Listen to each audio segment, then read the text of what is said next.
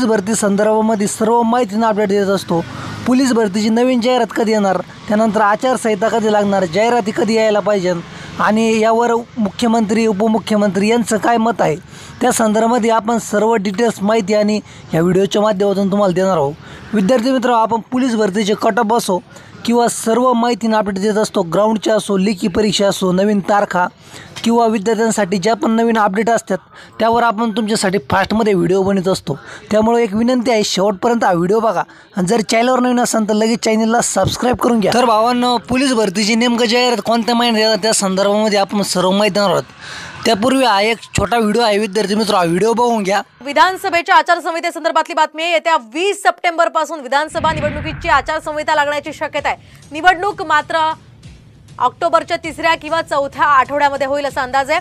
निवडणूक प्रक्रियेशी संबंधित वरिष्ठ अधिकाऱ्यांनी या संदर्भातली माहिती दिली आहे। 2019 मध्ये 27 सप्टेंबर रोजी अधिसूचना जारी करण्यात आली होती, तर 21 ऑक्टोबर रोजी मतदानाची ही प्रक्रिया पार पडली होती।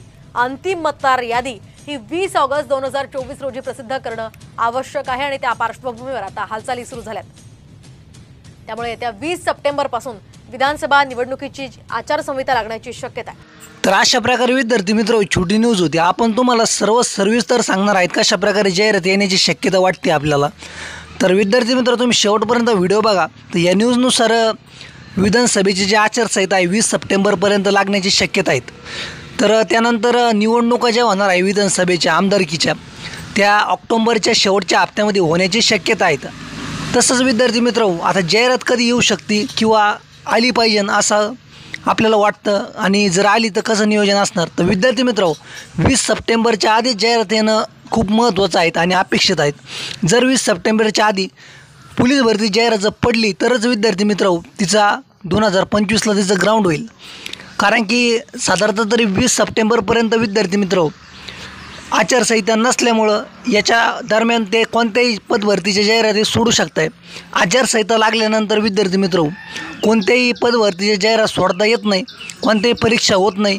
खास करून पोलीस भरती तर नाहीच विद्यार्थी मित्र, कारण की पोलीस प्रशासनावर खूप मोठी जबाबदारी असते निवडणुकीची। सर्व त्यांच्याकडं बंदोबस्त, त्यानंतर मतपेटीची देखरेख वगैरे सगळ्या मोठ्या जबाबदाऱ्या असल्यामुळं त्यांच्याकडं पोलीस भरती राबवण्यासाठी वेळ नसतो।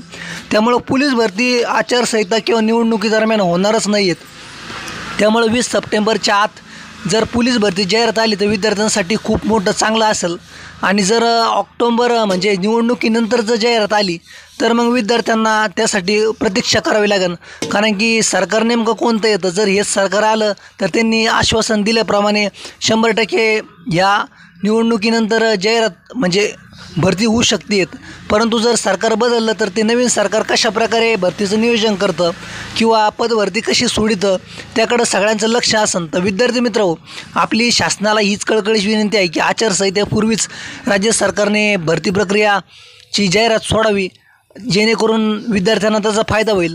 तसंच निवडणुकीनंतर जर जाहिरात आली तर मग पुढं कसं नियोजन असणार त्या संदर्भामध्ये बघावं लागेल। परंतु ह्या महिन्यामध्ये किंवा पुढच्या महिन्यामध्ये जाहिरात येणं खूप खूप गरजेचं आहे।